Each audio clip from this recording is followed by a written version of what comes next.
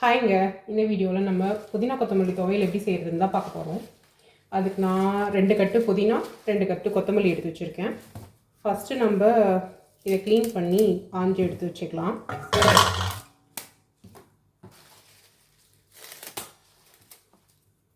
இங்கே இதுதாங்க ஒரு கட்டுன்றது. இது $2.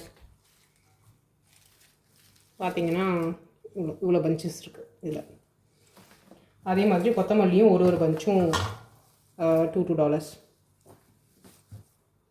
ஓகே, இப்போ இந்த புதினாவை இலையெல்லாம் பறித்து வச்சுக்கலாம்.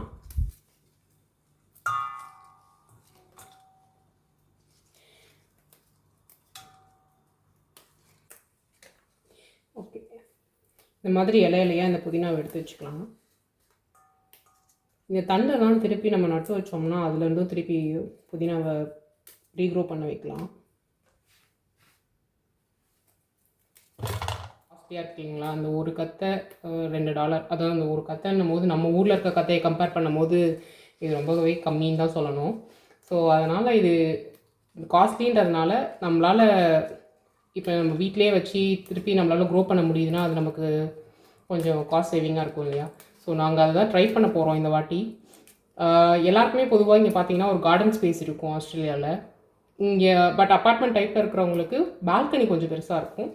அண்டு நம்ம நம்ம பால்கனியில் இந்த மாதிரி செடியெலாம் வச்சு வளர்த்துக்கலாம். ஸோ நாங்கள் அதை ட்ரை பண்ணலான்ட்டு தான் இருக்கோம். அதை இன்னொரு வீடியோவில் பார்க்கலாம், கார்டனிங் வீடியோவில் பார்க்கலாம்.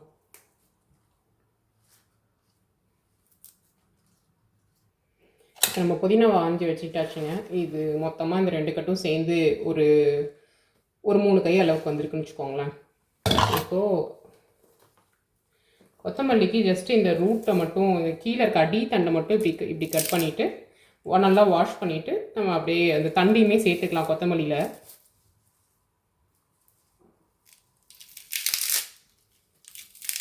ஓகே, புதினாவை இந்த மாதிரி வாஷ் பண்ணி எடுத்துக்கிட்டாச்சு. அதே மாதிரி கொத்தமல்லியும் வாஷ் பண்ணி வச்சுருக்கோம். இதை இப்போ நம்ம ரஃப்பாக கட் பண்ணிக்கலாம்.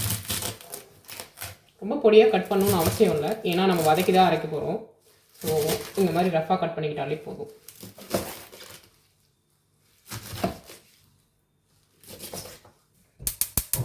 ஓகேங்க, இப்போ இதை வதக்கிக்கலாம். வதக்கிறதுக்கு ஒரு வானலில் ஒரு 3 ஸ்பூன் அளவுக்கு எண்ணெய் விட்டுக்கோங்க. இதில் நம்ம இன்னைக்கு 7 காஞ்ச மிளகாய் எடுத்திருக்கோம். உங்களுக்கு காரத்துக்கு ஏற்ற மாதிரி அட்ஜஸ்ட் பண்ணி கூடவோ குறைச்சோ சேர்த்துக்கோங்க. ஒரு நெல்லிக்காய் சைஸ் அளவுக்கு புளி எடுத்துருக்கோம், அதையும் சேர்த்துக்கலாம்.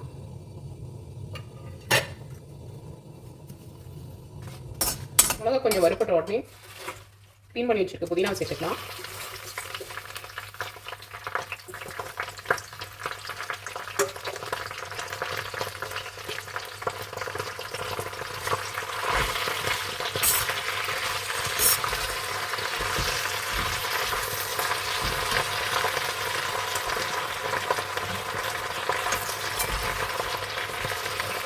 புதினா கொத்தமல்லி ரெண்டுமே ஒன்றா கூட சேர்த்துக்கலாம். பட் ஆனால் கொஞ்சம் இது வதங்கினதுக்கப்புறம் சேர்த்துட்டோம்னா நமக்கு வானலில் கிண்டுறதுக்கு ஸ்பேஸ் இருக்குமேன்னு சொல்லி ஃபஸ்ட்டு இதை கொஞ்சம் சேர்த்துட்டு வதக்கிட்டு இப்போ க்ளீன் பண்ணி வச்சுருக்க கொத்தமல்லியும் சேர்த்துக்கிறேன்.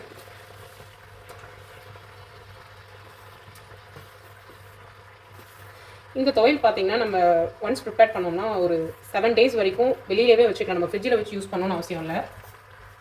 இதுவே இந்தியாவிலனா நமக்கு அங்கே வெயில் ஜாஸ்தின்றதுனால வெளியில் நம்ம வச்சு யூஸ் பண்ணோம் அப்படின்னா ஒரு 2-3 days மேக்ஸிமம் நம்மளால் வெளியில் வைக்க முடியும். அதுக்கப்புறம் நம்ம வெளியிலே வச்சு யூஸ் பண்ண ட்ரை பண்ணுறோம் அப்படின்னா அதில் பூர்ணம் புத்துறதுக்கு சான்சஸ் அதிகமாக இருக்குது.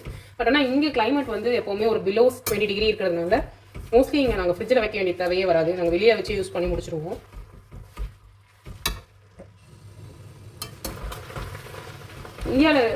இந்தியாவிலனா நம்ம இன்னும் கொஞ்சம் எண்ணெய் நிறையா சேர்த்துக்கணும். அது இந்த பூர்ணம் பிடிக்கிற ப்ராசஸை கொஞ்சம் டிலே பண்ணும். நல்லா வதக்கி நல்லா எண்ணெய் போட்டு வதக்கி எடுத்துக்கிட்டோம்னா. மிளகாவை மட்டும் மீடியம் ஃப்ளேமில் வச்சு வறுத்துக்கிட்டு இந்த கொத்தமல்லி புதினா போட்டதுக்கப்புறம் கொஞ்சம் ஹை ஃப்ளேம்லேயே வச்சு நம்ம வதக்கிக்கலாம், ஒன்றும் பிரச்சனை இல்லை. இப்போ பார்த்தீங்கன்னா இந்த தழையிலேருந்து நல்லா தண்ணிலாம் பிரிஞ்சு வதங்கிட்டு இருக்கு. இது இன்னும் ஒரு 2 minutes இதே மாதிரி வதக்கிட்டு இந்த தண்ணிலாம் நல்லா சுண்டினதுக்கப்புறம் இறக்கிக்கலாம். இப்போ பார்த்தீங்கன்னா நல்லாவே வதங்கிடுச்சு. ஸ்டவ் ஆஃப் பண்ணிவிட்டு இது கொஞ்சம் நல்லா ஆற விடலாம். ஓகே. இது இப்போ நல்லாவே ஆறிடுச்சு. இது நம்ம ஒரு மிக்ஸி ஜாருக்கு ட்ரான்ஸ்ஃபர் பண்ணிக்கலாம். இது நல்லா மையாக அரைச்சி எடுத்துக்கோங்க. நல்லா கொஞ்சம் தண்ணி சேர்த்து நல்லா மையாக அரைச்சி எடுத்துக்கோங்க. இது பார்த்தீங்கன்னா இப்போ நம்ம இந்த கன்சிஸ்டன்சியில் வர அளவுக்கு அரைச்சி எடுத்துக்கிட்டோம். நல்லாவே மையாக அரைஞ்சிருச்சு. இப்போ நெக்ஸ்ட்டு வாங்க துவையல் தாளிச்சு விட்டுடலாம். ஓகே, இப்போ அது சேம் பேனை வாஷ் பண்ணி எடுத்துக்கிட்டேன். இப்போ அந்த தண்ணி கொஞ்சம் காஞ்சதுக்கப்புறம் தாளிக்க ஆரம்பிச்சிடலாம். ஸோ இதில் 4 ஸ்பூன் எண்ணெய் விட்டுக்கோங்க.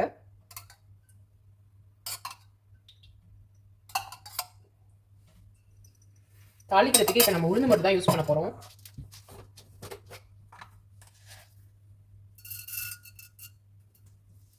ஓகே, இப்போ நம்ம உளுந்து பொரிச்சு வந்துருச்சு. இப்போ நம்ம அரைச்சி வச்சிருக்க துவையில சேர்த்துக்க போகிறோம்.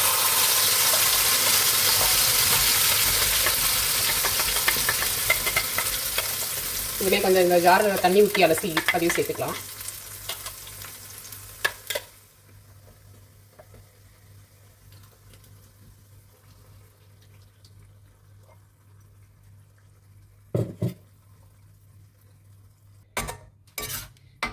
இப்போ நம்ம தேவையான அளவுக்கு உப்பு சேர்த்துக்கலாம்.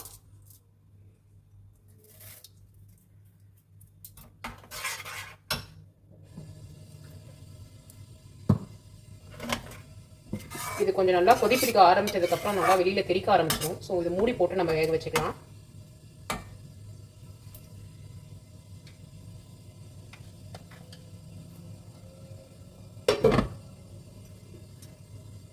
இது அடிப்பிடிக்காமல் இருக்கிறதுக்கு அப்பப்போ மூடியை திறந்து விட்டு லைட்டாக கிண்டி விட்டுக்கோங்க. இப்போ நல்லா கொதிக்க ஆரம்பிச்சிருச்சு. அப்பப்போ இந்த மாதிரி எடுத்து கிண்டி விட்டுக்கோங்க.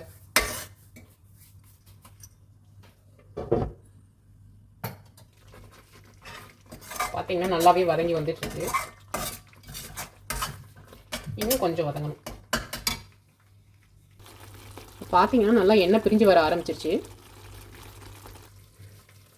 இப்போ லிட்டை ஓப்பன் பண்ணிவிட்டு கொஞ்சம் கண்டினியூஸாக கிண்டிக்கோங்க. இது எண்ணெய் பிரிய வர ஆரம்பிச்சதுக்கப்புறம்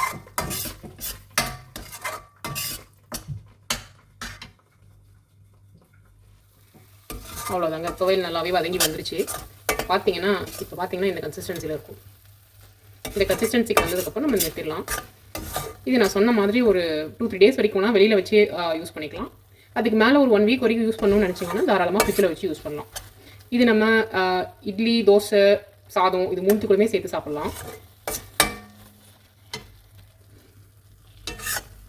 அவ்வளோதாங்க, நெக்ஸ்ட் வீடியோவில் பார்ப்போம். தேங்க்யூ ஆல், பாய்.